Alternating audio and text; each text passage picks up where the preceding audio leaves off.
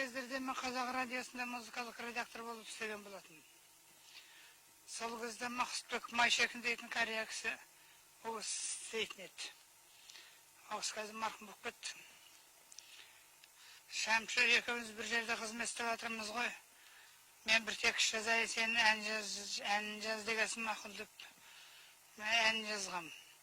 Ол әніміздің аты күнде өтемін терезеңнің тұсынан еді. Содан кейін күндердің күнінде маған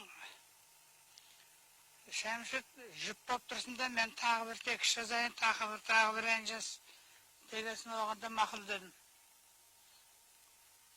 Сондағы жазған Мақсұтбек Ақсақалдың текст еді ғой, бәрінен де сен сұлу деген ән.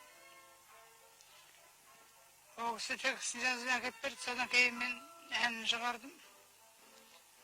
Оның бірінші рет орындаушысы Майра Жүрсінова деген әнші қыз еді. Сонда Ахмет Жұбанов ағамыз айтқан. Бұл Мағжан Жұмабаев деген атаң болған, кезінде репрессияға ұшырап атылып кеткен.